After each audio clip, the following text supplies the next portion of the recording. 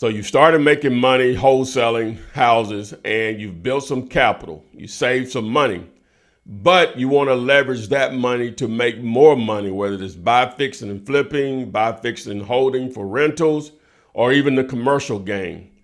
Well, with that money, the best thing you can do is to leverage your credit along with some of the money that you've saved. So whether you have issues with your credit or great credit, this video is the video that you need to watch to show you how to do just that, which this is going to be one of many videos with my man Josh from the Credit Brothers. So you know what you need to do is stand by. Let's get it.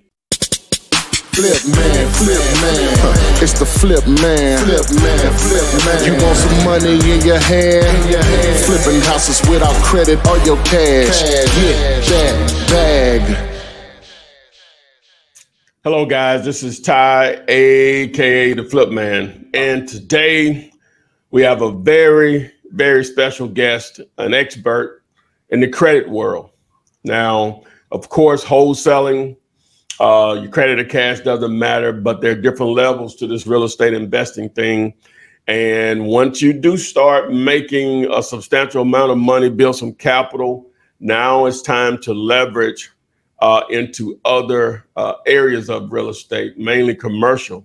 And it does take a little cash and even more so credit to leverage. So what I want to do today was to introduce you to a guy that's helped me quite a bit, you know, on my increase in credit, get it to where I want it to be. It's good, but you know, it's always be better.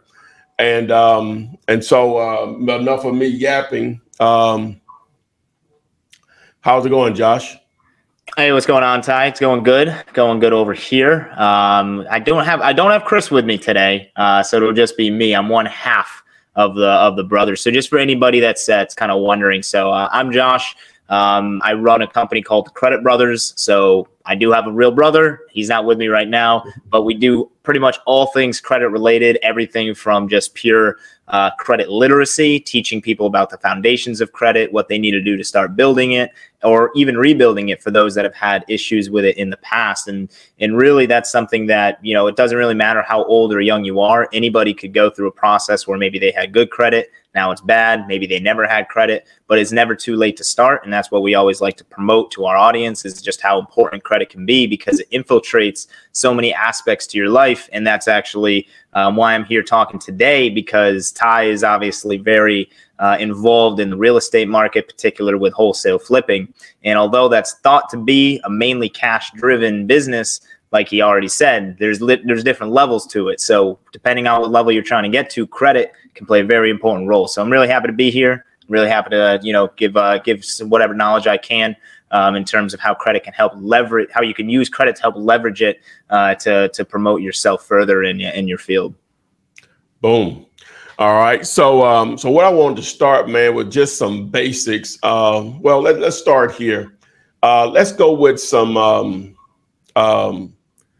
I guess myths or unknowns about credit that a lot of people probably think this or that. And I'm sure you have to just crush some of those myths on a daily basis on what people think they should do depending on their situation. But let's just go with some basics starting there.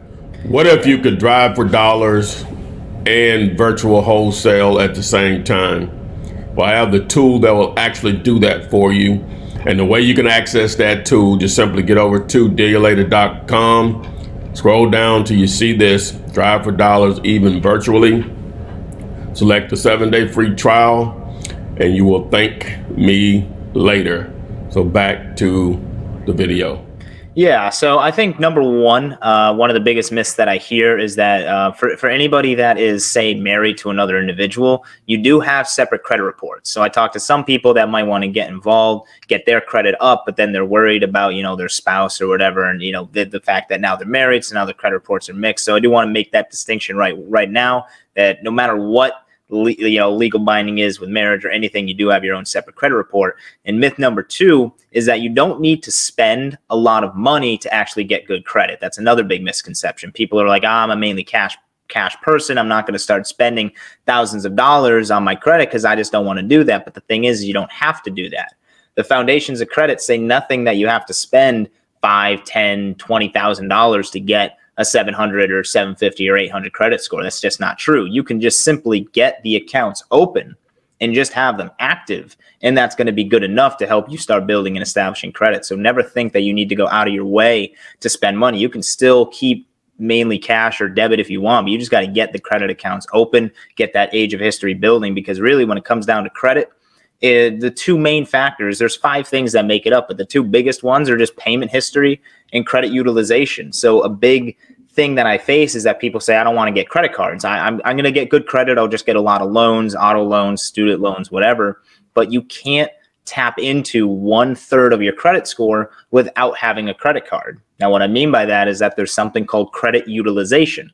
Credit utilization is just a fancy way of saying how much money are you spending on your credit card versus what is the credit limit. That's 30% of your entire credit score, and you can't tap into that without a credit card. So you have to get at least one of those.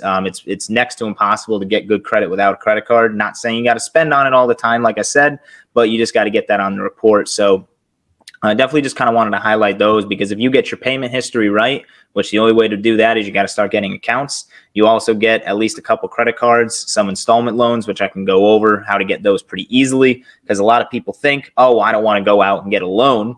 So a myth is that in order to get a loan, you have to go to the bank and ask for $10,000 and pay some ridiculous interest rate, but that's also not true. There's tons of ways that you can get loans that report the way they need to on your credit report without you needing to actually take out a loan in the conventional sense. So for example, there's something called a shared secured loan, which is a great way that you can go to a credit union, you could go online and you could find these, and just you make a small monthly payment every month. It's going to report that you have a loan, and that one thing could be the answer to helping, you know, improve your credit as well. So definitely don't think you need to go out of your way to do anything crazy to start building or getting your credit straight. There's really just a few simple things you got to pay attention to. Okay, cool. How young should someone start? I somewhat cater to a younger crowd sometimes. How young should someone start to try to build credit? What's legal and what can actually be done?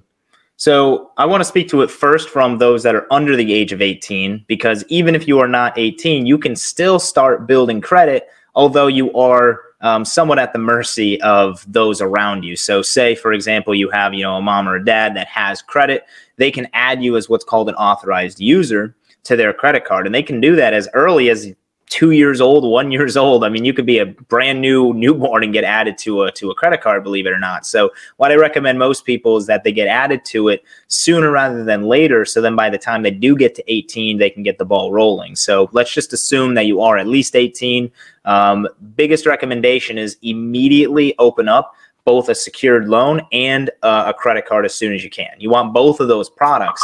And most people make the mistake of only opening up the credit card, right? They only, they just go get a secured credit card is what it's called. And a secured card is basically an easier way to get approved for a credit card because you're putting forth collateral. So we're all familiar with how credit cards typically work. You get $1,000 limit, you go and spend on it. But a secured card, you'd essentially have to put forth $1,000 in a savings account. The bank's going to hold on to that for 6 months or maybe a year or whatever. It can vary. And then eventually they're going to unsecure the account. They're going to give you that money back. So you want to get a secured card as early as you can, right when you turn 18, preferably. But again, it's never too late to start. But do not forget about the secured loan as well. Check out a local credit union. Navy Federal is also a great one if you're a member of the military or have access to that credit union. There's also self-lender online, but you want to get the installment loan going as well as the credit card as early as you can. Okay, boom. So let's assume, I know everyone's situation is different, quote unquote bad credit. If someone has bad credit, let's just take them through a basic process to try to get that score up. And again, I know everyone's situation, so it may take one person 3 months to get to a certain score versus someone else. It may take a lot longer or whatever. So let's just go through some basics on that process of say, hey, you've made up in your mind, I'm going to improve my credit and I'm going to do it as fast as possible. So a general dispute process is going to go as the following. First and foremost, you need to gain access to your credit reports. So, you know, it kind of goes without saying, but you can't dispute something if you don't know what the information is. So there's tons of places you can go to get your credit report. I highly recommend Experian as well as Credit Karma for the report. There's also other places as well, but those two are going to give you the Experian credit report, TransUnion, and Equifax, because if you don't already know, you do have 3 credit reports. So you can go ahead and dispute information on either one of those 3 or all 3 of them, but you do have to access each one of them individually, so then you know the information that's contained on each one of them. Because step 2 is you actually look at that information and then think about, okay, is there something immediately wrong here? Because again, you have 3 bureaus, all information could be different. They could have a name misspelled. They could have a balance that's still on there, even though you know you've paid it. You know, if it's a charged off account versus a collection, that's a big one. If you have a charge off on your account, that balance is actually supposed to be 0 because it's charged off at that point. That literally means they wrote it off for a profit and loss. So that's one tip that I recommend people do, is if they have a charged off account and the balance still has money on there, that's actually not supposed to be the case. So then what do you do from there? Now you have the reports, you know the information that's incorrect, or you generally at least know the account you're going to try and dispute. Well, at that point, you have a few options. A lot of people decide that they want to just dispute it online. That's the conventional way that you're going to see. But the problem with disputing it online is that you don't actually get a human or anybody to look at that information. There's a whole electronic system that processes online disputes, and that's why most of the time people are unsuccessful. So what you want to do is you actually want to write a letter. Right, so you want to write a letter to each one of the bureaus. You want to send it certified mail. And what you're going to have in this letter is going to be proof of your identification. So proof of your address in the form of a utility bill. You want your copy of your driver's license. And then if you want to be extra secure, you can also throw in your social security card or a W-2 just for a 3rd level of identification, because if they can't identify you, they're not going to be able to do anything. So now you have those 3 pieces of identification. You're going to also provide a copy of your credit report.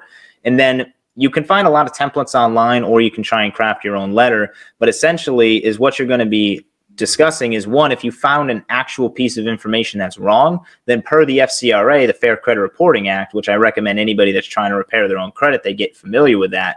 Fair Credit Reporting Act has a lot of information on there that basically tells the credit reporting agencies what they can and can't have on the credit report. And the thing is that anything that is erroneous, inaccurate, or unverifiable needs to come off the report. So if you find an inaccuracy, that item's got to come off the report. If you don't find anything that's inaccurate about it, but you're still trying to dispute that charged off account or dispute that collection account or repossession or whatever, you can always challenge it for verification or validity. So in the letter, you could always state that you believe that this information might be reported inaccurately and you're requesting for that information to be validated. That's also another great way to dispute it, because essentially now when that information gets sent to the bureaus, now you have the identification, the report, the reason that you're disputing it, you mail it certified mail, it gets to them. Now that they have to investigate it, during that investigation period, that item needs to come off the report. And what's great is that if that item does not come off the report during the investigation, you can also go ahead and check out a site called CFPB, which is the Consumer Financial Protection Bureau. That's a great place to go to also ensure that these items could be coming off the report, because they, again, are in charge of making sure the bureaus do what they need to do. So you sent in a dispute, bureaus are investigating it, they don't take it off the report, or they do, whatever the case is. At the end of that investigation, you get the results. Regardless of whatever those results say, you can always go to CFPB and then re-challenge it the same way that you did it, except this time it'll be online. So that's generally the path that you can take. Is you definitely want to be sending certified mail. You want to get that information in the hands of a human, not submitting it online, because that's going to be the best way that you can go ahead and get these results off. So charged off accounts are great. If they have a balance, you can challenge that. Collection accounts are almost impossible for them to actually verify.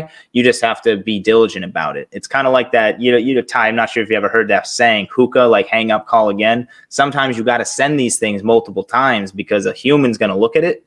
And sometimes they're going to do one thing versus another, depending on who actually gets that dispute information in their hands. Okay. All right. So they're going through the dispute process. And what's the turnaround time to know if they can verify the debt or whatever? and what actions are taken if they can't verify versus when they do verify? So the estimated turnaround time, it usually was about 30 days. Since COVID happened, it's actually been extended to about 45 days. So anywhere between that time frame is how long from the moment they receive it to the moment that they make their decision. They usually have about 30 to 45 days now. But there's also something you can do. Let's just say the investigation doesn't go your way and they come back and they say, well, this debt's validated. Well, is what you can do is, a lot of people don't realize, but you have more than just the 3 national bureaus. You actually have secondary credit bureaus as well. So you have places like LexisNexis, Factor Trust, Innovis, CoreLogics, you know, so on and so forth. So is what you can do is you can research these secondary bureaus, all right, and understand that if that information comes back after the investigation and it says it's validated, okay, and maybe you even want to do this before you even try it the first time, is what you want to do is you want to freeze those secondary bureaus. Just like you can freeze the main bureaus, you can find out who these secondary ones are. I already named 4 or 5 of the more popular ones. You can go to their website. Most of them allow you to do it online. You freeze that credit bureau. What that does is it prevents them from providing your information to the people that are asking for it. Who's asking for it? When you dispute an item, right, to TransUnion, you send a letter to TransUnion. TransUnion says, okay, now we have to verify it. TransUnion doesn't store all that data. They're going to go to that secondary bureau, say LexisNexis, and they're going to ask them, hey, do you have the information on this person's account? We need to verify it. Well, if you froze the bureau, if you froze LexisNexis, they're not going to be able to provide that information to TransUnion. So that's a great way that even if the information can be validated, if you cut off that flow of information from a secondary bureau, that could very well be your answer to getting the results you want out of the investigation. So I highly recommend everybody actually does that before they even try the first time, because if it doesn't go their way, then you can always revert back, try to freeze those secondary bureaus, and then challenge it again, because this time they might not be able to find out the information in time. Okay. All right. So if they don't find or can't prove or verify, I guess is the word, what happens then? Once it's removed, is that like an immediate boost, or the next round of, well, I guess, however, Experian, Equifax, TransUnion, their cycle runs, is an immediate boost? So it depends what the rest of the report looks like. If you have, you know, 5 or 6 accounts, like all of them are good, you have good payment history, good credit utilization, but then you have a collection account, now that collection comes off, absolutely, you're going to see an immediate boost. But what not everybody always gets is that just because a negative item comes off, or multiple negative items come off, depending on what else is left, will depend on what happens to the score. Some people actually, their score could go down because maybe they only have negative items, right? And if you only have negative items and you remove those, well, now you just don't have anything there. You know, now it's just difficult to actually score that. So, yeah. But that's why it's important to know that sometimes you got to take 1 step back to go 2 steps forward.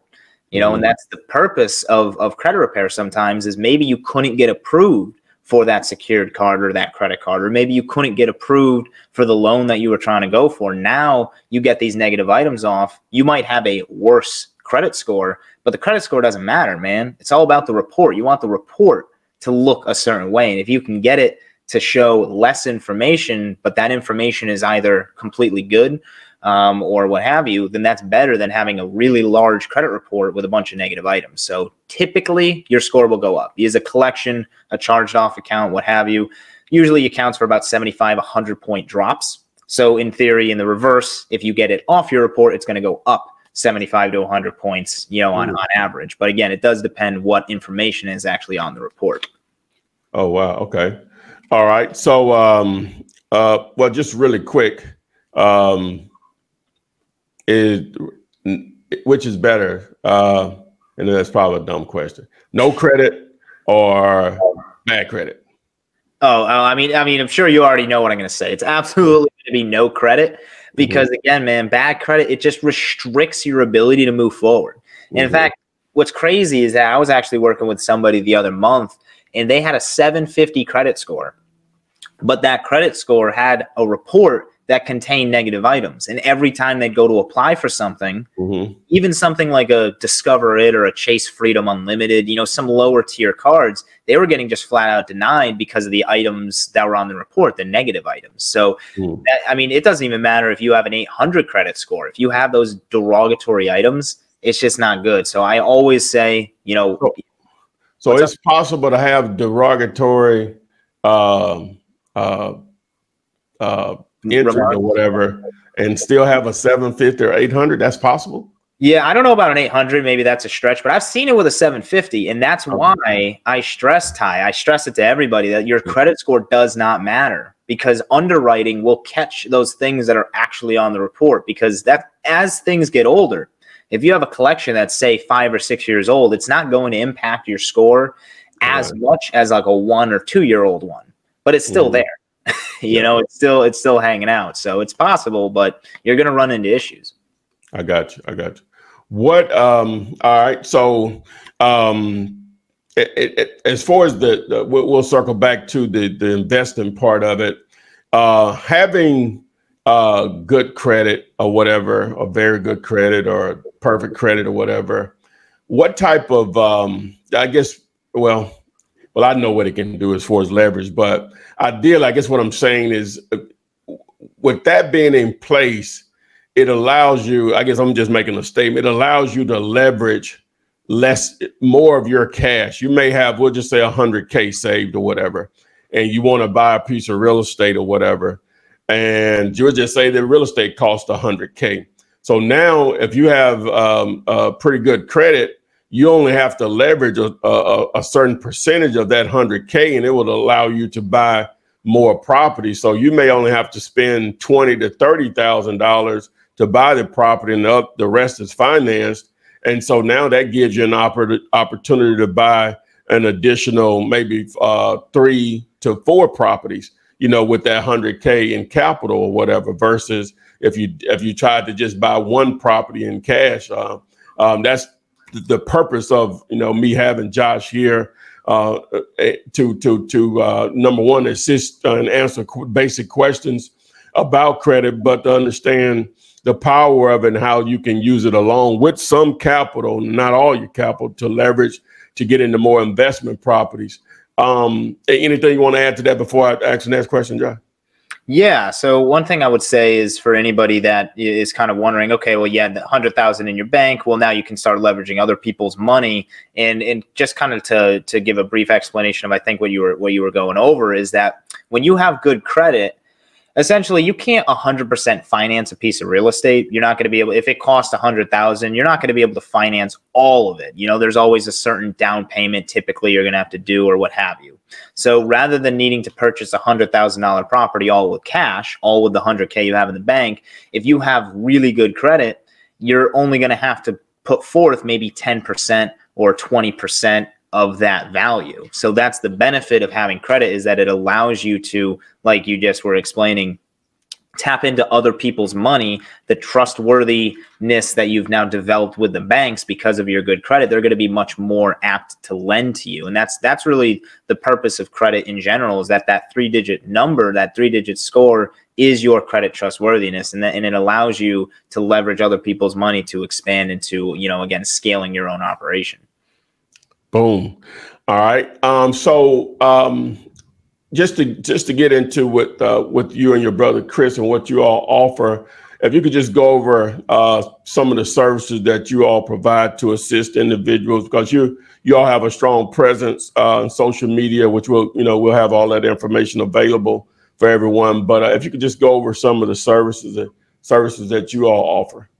Yeah, absolutely. So one, on social media, definitely recommend everyone check us out on TikTok and Instagram. We have a strong following, over 175,000 on TikTok, growing on Instagram every day. We're up over about 7,500 now. So really, really happy to be on those platforms. It allows us to showcase everything that we do offer. So what exactly is it that we're offering? So our motto is repair, optimize, leverage. So for those that are in need of credit repair, we do offer that as a service. I was explaining earlier generally what you can do on your own end, and that was just one brief example. There's tons of different methods of going about repairing credit on your own. But if you're somebody that's, you know, a business owner, or you just work a lot, you have a family, you don't have time to deal with the hassle of credit repair, then that's what me and my brother offer as a service, more white glove, where you just provide us with some things in the beginning, go through our little onboarding, but for the most part after that, there's not really going to be anything else needed from you. You can kind of sit back and let us go ahead and remove the derogatory items. So primarily, if you're somebody that's suffering with collections, charged off accounts,